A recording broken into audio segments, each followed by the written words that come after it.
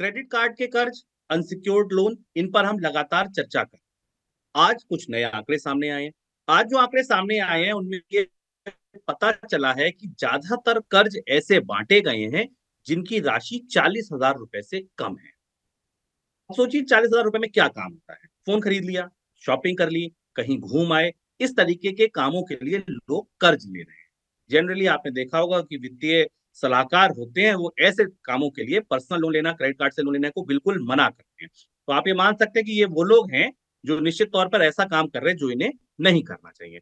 Credit card के जरिए कर्ज की जो ग्रोथ की रफ्तार है उसमें जोरदार तेजी आई है। पिछले साल नवंबर तक क्रेडिट कार्ड का कुल कर्ज की आउटस्टैंडिंग करोड़ रुपए तक की गई, जो 34% ज्यादा है 2022 की समान अवधि से। 2 लाख करोड़ से ज्यादा के क्रेडिट कार्ड के कर्ज, मतलब आप ये समझिए कितना बड़ा आंकड़ा है कि अगर भारत की सरकार का बजट का आकार 40-44 लाख करोड़ है तो उसका करीब करीब 5% केवल लोगों ने पर्सनल लोन, अनसिक्योर्ड लोन ले रखा है। सर, बैंक ये कर क्या रहे थे क्रेडिट कार्ड के कर्ज के नाम? ये आंकड़ा एक और चौंकाने वाला, और हम लगातार इसे गहराई से आपको मनी सेंट्रल में बता रहे हैं। इस आंकड़े से ये अंदाज होता है कि भारत की बैंकिंग के भीतर चल क्या रहा है। एक साल के भीतर पिछले साल की तुलना में इस साल का जो आंकड़ा आया, जो क्रेडिट कार्ड की आउटस्टैंडिंग थी, जो बैंक्स के का जो कार्ड बैलेंस था, वो 34% बढ़ा। यानी भारत में अधिकांश लोग जो क्रेडिट कार्ड का इस्तेमाल कर रहे हैं उन्होंने क्रेडिट कार्ड पर कर्ज जैसी परिस्थिति बना रखी है, और बैंकों के पास अब ये 2.4 लाख करोड़ रुपए के आसपास का पोर्टफोलियो है। पर ज्यादा चौंकाने वाली बात इसके बाद है, वो ये कि ज्यादातर जो क्रेडिट कार्ड जिनको बेचे गए हैं, जिन्होंने क्रेडिट कार्ड का इस्तेमाल किया है, वो सब मिडिल या कमजोर आय वर्ग के लोग हैं, यानी जिनके पास खर्च करने की क्षमता नहीं है।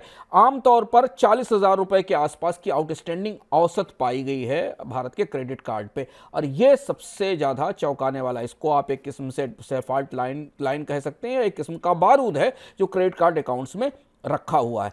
ये वो लोग हैं जिनकी आय पर्याप्त नहीं है, और महीने के अंत में वो क्रेडिट कार्ड पर जाकर शॉपिंग करते हैं और 30 से 40,000 रुपए की बकायदारी उनके ऊपर बनी रहती है, और फिर वो क्रेडिट कार्ड के बिल रोल करते हैं, समय पर भुगतान नहीं करते हैं, पार्शियल भुगतान करते हैं, या एक क्रेडिट कार्ड से कर्ज लेकर दूसरे क्रेडिट कार्ड पर भुगतान करते हैं। यह स्थिति भारत के बैंकिंग उद्योग के लिए बेहद खतरनाक है। अनसिक्योर्ड लेंडिंग पर हम लगातार आपसे बात करते रहे।